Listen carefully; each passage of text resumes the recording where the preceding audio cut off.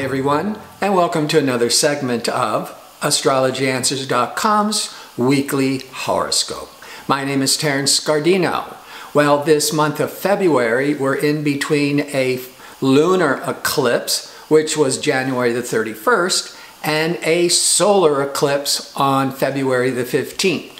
Eclipses, if they affect your chart directly, is going to create a lot of adjustments and changes. It can let go and release old attachments. It can bring in all new energies. So this is a powerful month of a lot of opportunities for advancement and change, or cleaning house and letting go of what's no longer serving us. But it really depends on where those eclipses are falling in your chart and if they're close to a particular planet.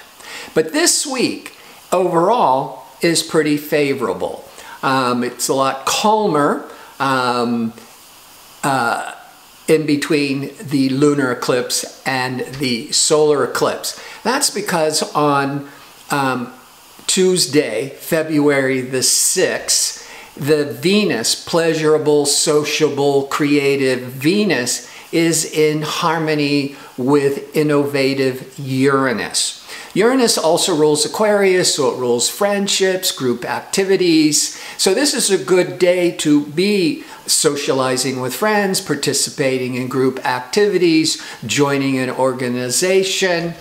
It's also highly creative energy, where you could be thinking more out of the box, coming up with more original ideas.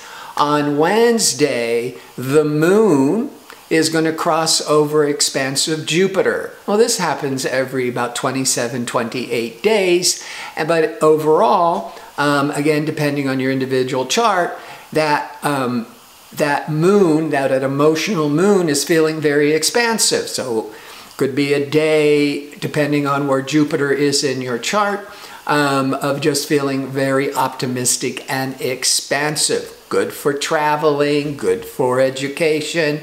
And then by Saturday, the sun in Aquarius will form a 90-degree angle, a square angle of action to expansive Jupiter. The sun to Jupiter will make various major transits 4 times a year. It'll either cross over it, it'll form a 90-degree angle, or it will be in opposition. And that Sun-Jupiter by Saturday is where you're feeling so much more hopeful, optimistic, really wanting to expand. And again, that sun is putting a spotlight on Jupiter energies. Jupiter can be dealing with education, traveling, media, marketing. Also on Saturday, Venus, pleasure-seeking social Venus, that's been in more of this intellectual Aquarius for the past month, is now moving into its exalted sign of Pisces for the next month. Venus in Pisces can trigger a lot more romanticism, inspired creativity, more compassion.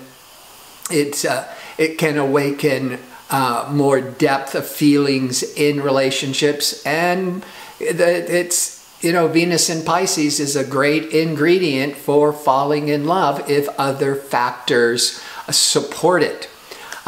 So overall, it's a pretty good week of feeling more optimistic, making long-range plans in between all these big changes with the eclipses.